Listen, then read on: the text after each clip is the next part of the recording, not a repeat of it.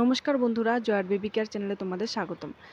আজকে যেই বিষয়টি নিয়ে আমি কথা বলবো সেটি হচ্ছে প্রেগন্যান্সিতে কিছু গুরুত্বপূর্ণ খাবার যেগুলো আমাদের খেতেই হবে, না না খেলে কিন্তু হয় না। প্রেগন্যান্সির কিন্তু প্রথম ট্রাইমেস্টারে কিন্তু অনেক মায়েরাই কিন্তু খেতে পারে না, তো বমি হয়ে থাকে, উল্টি হয়ে থাকে। তো সেক্ষেত্রে কিন্তু অনেক মায়েরাই কিন্তু এই প্রেগনেন্সির প্রথম ট্রাইমেস্টার কিন্তু খেতেই পারে না। সেই ক্ষেত্রে কিন্তু সেকেন্ড ট্রাইমেস্টার এসে কিন্তু এই সমস্যাগুলো কিন্তু কমে যায়। তো আর এই সেকেন্ড ট্রাইমেস্টার এসে কিন্তু বাচ্চার ওজনও কিন্তু বাড়তে থাকে।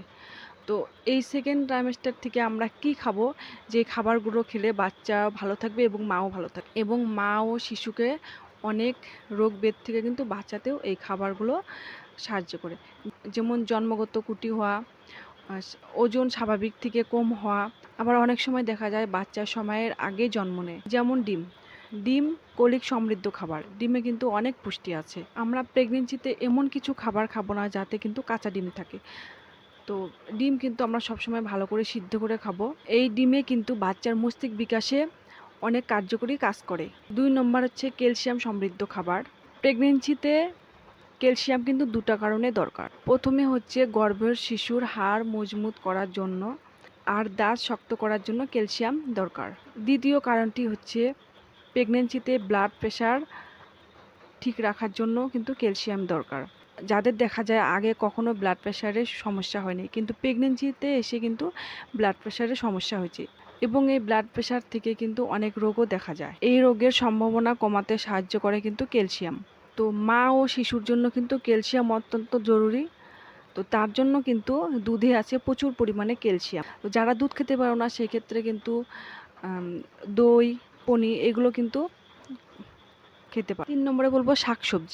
শাকে আছে ফলিক ও আয়রন। গর্ভের শিশুর মাথার খুলি, মস্তিষ্ক মেরুদণ্ড তৈরি হতে কিন্তু আমাদের এই ফলিক অ্যাসিডের কিন্তু খুবই গুরুত্বপূর্ণ। অনেক সময় দেখা যায় এই ফলিক অ্যাসিডের কারণে কিন্তু শিশু জন্মগত ত্রুটি নিয়ে জন্মায়। তো সেই ক্ষেত্রে কিন্তু আমাদের এই ফলিক অ্যাসিডটা কিন্তু খুবই গুরুত্বপূর্ণ। 4 নম্বরে হচ্ছে ভিটামিন সমৃদ্ধ খাবার। প্রেগনেন্সিতে অন্য সময়ের থেকে কিন্তু ভিটামিনের প্রয়োজন বেশি হয়, কারণ ভিটামিন সি থেকে কিন্তু শিশুর হাড় মজবুত ও দাঁতের মাড়ি তৈরি করতে কিন্তু প্রয়োজন হয়।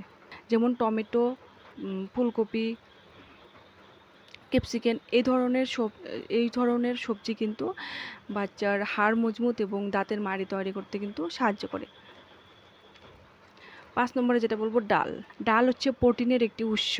তাই প্রেগনেন্সিতে নিয়মিত ডাল খেলে কিন্তু প্রেগনেন্সিতে অনেক মায়েদেরই কিন্তু কোষ্ঠীকান্তি হয়ে থাকে। তো সেই ক্ষেত্রে কিন্তু আমরা এই ডালটা কিন্তু ডালটা কিন্তু খেতে পারি, কারণ ডালে কিন্তু প্রচুর পরিমাণে ফাইবার থাকে, আর এই ফাইবারই কিন্তু প্রেগনেন্সিতে কোষ্ঠকাঠিন্যের থেকে কিন্তু সাহায্য করে।